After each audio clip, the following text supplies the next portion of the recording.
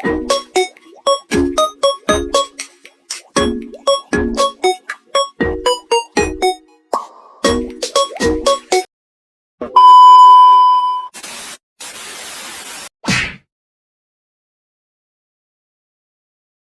gedi da oh.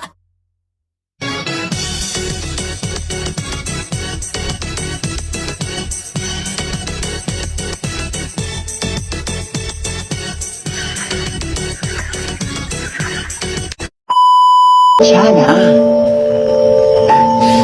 kencana ya, kencana. Aku hanya memikirkan satu peraturan penting. Kenapa kau lakukan hari ini kalau kau bisa melakukannya besok? A few moments later.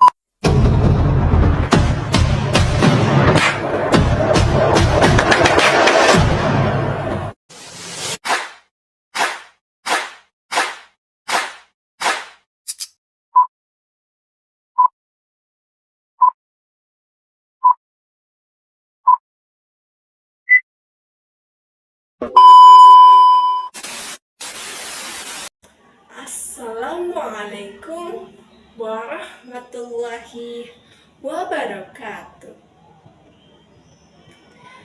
Alhamdulillahirabbil alamin wa bihi nasta'in wa ala umurid dunya waddin wassalatu wassalamu ala asyrafil anbiya'i wal mursalin wa ala alihi wa sahbihi ajmain, amma ba'd. Pertama-tama, marilah kita panjatkan puja dan puji syukur atas kehadiran Allah Subhanahu wa Ta'ala, sehingga saya dapat menyelesaikan tugas dengan tepat waktu dan tanpa suatu hambatan apapun. Yang terhormat kepada Bapak Mutamam selaku dosen mata kuliah Harmonisasi Sains dan Agama, dan teman-teman serta para penonton yang saya sayangi dan saya banggakan. Pada video kali ini saya akan membahas jawaban dari soal nomor 2 tugas UAS Harmonisasi Sains dan Agama, melanjutkan video yang sebelumnya, yaitu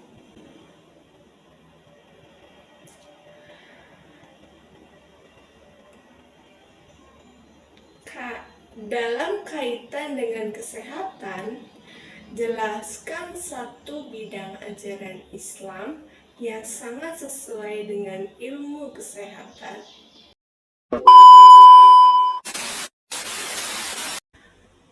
Sebelum kita masuki materi, kita harus mengetahui apa sih itu kesehatan, apa sih itu ajaran Islam. Kesehatan merupakan keadaan fisik, mental, dan sosial yang baik dan seimbang.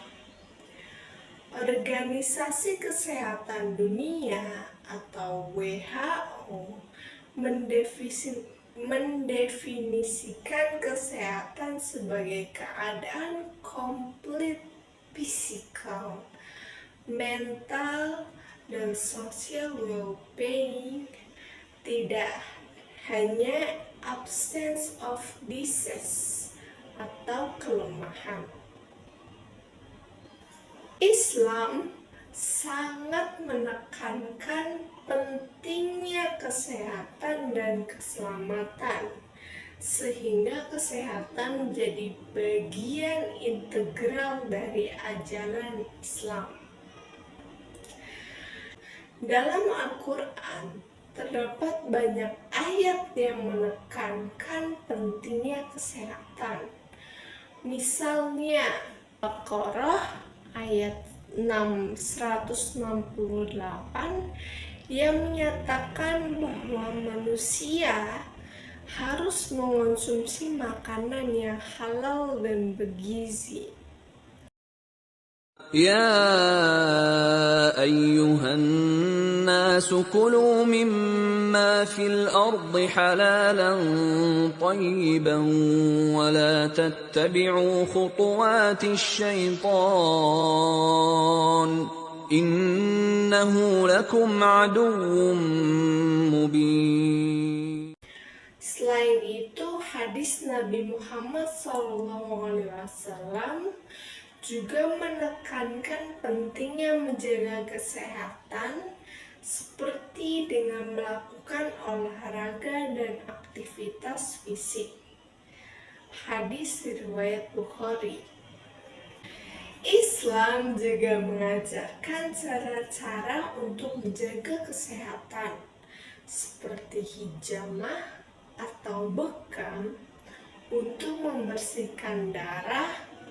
Hadis riwayat Bukhari, pola hidup seimbang dalam Al-Mu'minun ayat 78, dan pengobatan dengan obat-obatan alami dari hadis riwayat Bukhari. Selain itu, Islam juga melarang kebiasaan buruk seperti merokok dan minuman alkohol. Dalam surat Al-Baqarah ayat 219, kesehatan dalam Islam tidak hanya berfokus pada aspek fisik, tetapi juga mental dan spiritual. Dalam surat Ar-Ra'd ayat 28-29 disebutkan bahwa orang-orang yang beriman dan berbuat baik akan merasa tenang dan damai. Hal ini menunjukkan bahwa kesehatan mental dan spiritual sangat penting dalam Islam. Dengan demikian, kesehatan menjadi bagian dari ibadah kepada Allah Subhanahu wa Ta'ala. Menjaga kesehatan adalah kewajiban bagi setiap muslim dan muslimah dan merupakan investasi untuk kehidupan dunia dan akhirat. Manfaat kesehatan dalam Islam sangatlah luas dan banyak. Kesehatan yang baik dapat meningkatkan kualitas hidup, kesadaran spiritual, produktivitas, dan membangun masyarakat yang sehat dan kuat. Jadi, dapat disimpulkan bahwa kesehatan dan ajaran agama Islam sangat berkaitan, sama seperti harmonisasi sains dan agama.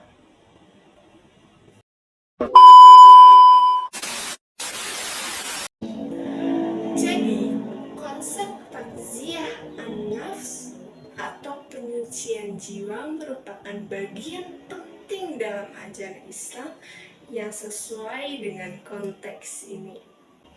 Konsep ini menekankan pentingnya menjaga kesehatan mental, spiritual, dan fisik untuk mencapai keseimbangan dan keselarasan dalam hidup. Dalam Islam, takziah an-nafsu mencangkup empat aspek utama. Pertama, aspek spiritual yang meliputi mengakui diri dan mengampuni dosa-dosa, meningkatkan kesadaran dan ketaatan kepada Allah Subhanahu wa Ta'ala, serta mengembangkan sifat-sifat positif seperti sabar, syukur, dan kasih sayang. Yang kedua, ada aspek mental Aspek mental meliputi mengelola stres dan emosi negatif, meningkatkan kesadaran diri dan introspeksi, serta mengembangkan kemampuan menghadapi kesulitan. Hal ini sesuai dengan prinsip-prinsip ilmu kesehatan mental modern. Yang ketiga, ada aspek fisik. Aspek fisik meliputi mengonsumsi makanan seimbang dan bergizi, berolahraga secara teratur, serta menghindari kebiasaan buruk seperti merokok dan minum minuman keras. Aspek ini sejalan dengan prinsip ilmu gizi dan kesehatan fisik. Yang keempat, aspek sosial. Aspek sosial meliputi membangun hubungan yang harmonis dengan keluarga dan masyarakat, menjaga komunikasi yang efektif, serta mengembangkan empati dan kerjasama yang baik. Dalam sebuah studi kasus menunjukkan bahwa penerapan takziah an-nafsu dapat meningkatkan kesehatan mental dan fisik, hubungan sosial yang positif, serta kualitas hidup secara keseluruhan. Kesimpulannya, konsep takziah an-nafsi dalam Islam merupakan konsep yang sangat sesuai dengan ilmu kesehatan modern.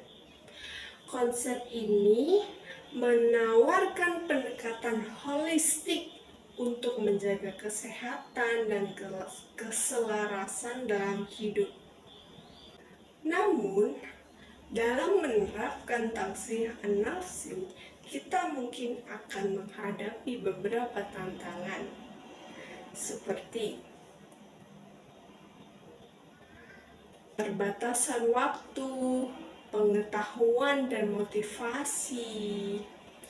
Untuk mengetahui tantangan tersebut, kita dapat membuat jadwal yang efektif, mencari sumber pengetahuan yang tepat, dan membangun motivasi dengan dukungan sosial. Dengan menerapkan konsep takziah an-nafsi, kita dapat meningkatkan kesehatan mental dan fisik, hubungan sosial yang positif, dan kesadaran spiritual. Oleh karena itu, marilah kita berusaha untuk mengembangkan konsep ini dalam kehidupan sehari-hari.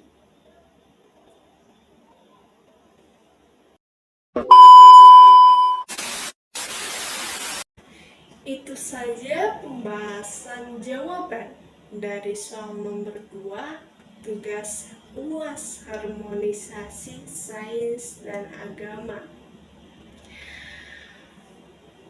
Mohon maaf apabila terdapat kesalahan dalam tutur kata atau penyampaian materinya atau penyampaian jawabannya. Kesempurnaan hanya milik Allah. Sekian dari saya. Wassalamualaikum warahmatullahi wabarakatuh.